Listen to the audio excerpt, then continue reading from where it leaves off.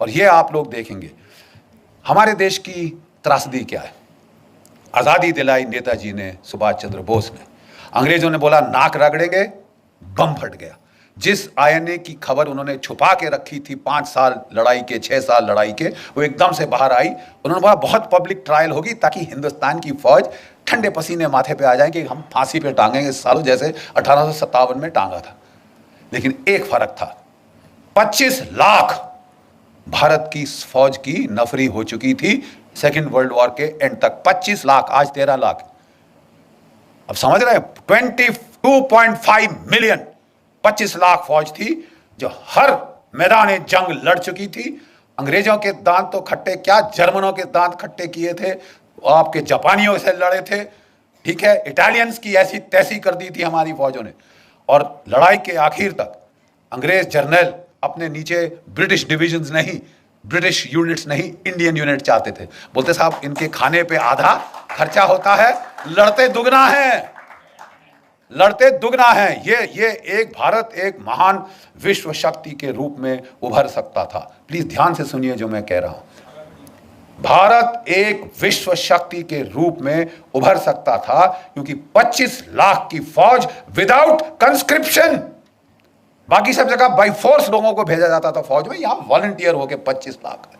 ठीक है साहब, अगर ये सेना रहती, चीन क्या कौन सी ताकत थी जो इस देश का मुकाबला कर सकती थी। जाने के पहले अंग्रेजों ने इस फौज को 3.5 लाख कर दिया, 25 लाख से 3.5 लाख किया और उसका फिर 2 में बांट दिया। पाकिस्तान की फौज, हिंदुस्तान की फौज यहां से निकली।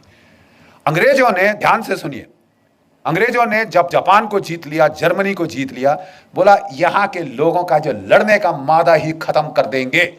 ऐसी पैसिफिक कॉन्स्टिट्यूशन इंपोज करी, ये देश कभी उठ ना सके। अब तक जर्मनी जापान उठ नहीं पाए, आर्थिक रूप से कहीं भी पहुंच गए हो दुनिया में, मिलिटरीली दे काउंट फॉर जिल्ट, 0।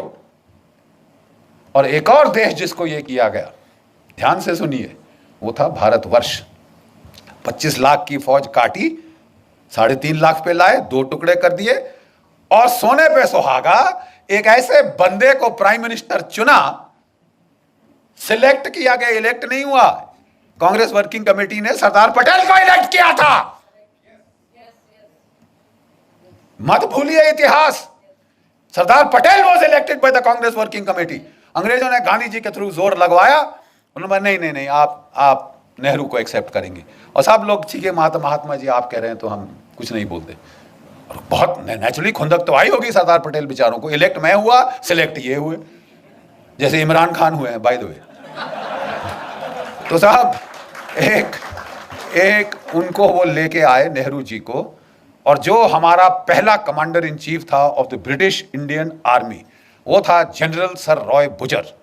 उसने कहा मेरा नया बॉस आया है, तो अच्छी नई वर्दी निकाल के, बूट चमका के, टोपी डाल के, बेचारा फाइल पकड़ के आया, केन नेल के आया, सैल्यूट किया अपने प्राइम मिनिस्टर को, नौकरी तो बनानी होती है साहब, तो सैल्यूट करके आया साहब। बोले हाँ जी क्या लेके आए जनरल साहब? तो बोले कि साहब ये expansion and modernisation plans of the Indian army.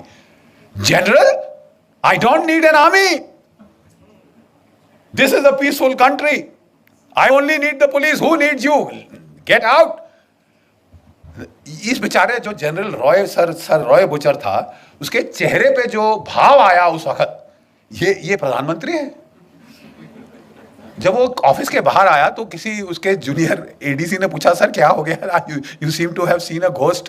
तो वो कहता कि जी ऐसा ही कुछ है। कहता अच्छा मैं तो जा रहा हूं, अभी इनको संभालने दो अपना। अगर सरदार पटेल ना होते, आपकी फौज डिसबैंड कर दी गई होती। Do you know this? 2 चीजों ने आपको बचाया, एक पाकिस्तान ने, एक सरदार पटेल ने। पाकिस्तान ने हमला कर दिया, उन्होंने नहीं इंतजार किया, उन्होंने शांति के नारे नहीं लगाए। लेकिन जो कुछ भी आप कह दो, उनमें इतनी तो शर्म थी कि आजाद पाकिस्तान का जो पहला गवर्नर जनरल था वो एक मुसलमान था, जिना। और हमारा कौन था? Lord Louis Mountbatten. प्यार था साहब, इश्क इश्क इश्क था। लेडी माउंटबेटन को दूर थोड़ी ना जाने दिया जा सकता है। तो बोले आप रहिए साहब।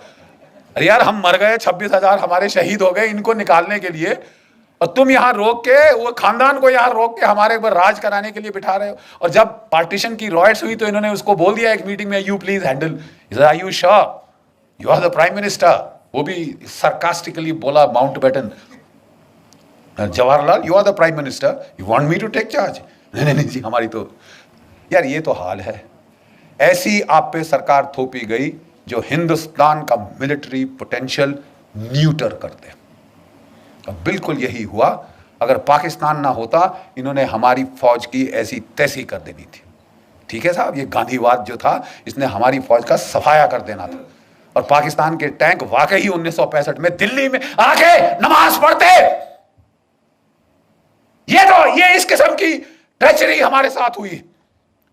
और एक भगवान का लाख शुक्र है पाकिस्तान का, जिसने हमको लड़ना सिखाया, मार लगाता रहा जब तक कि लड़ने को राजी नहीं हुए अपनी जान बचाने के लिए ही।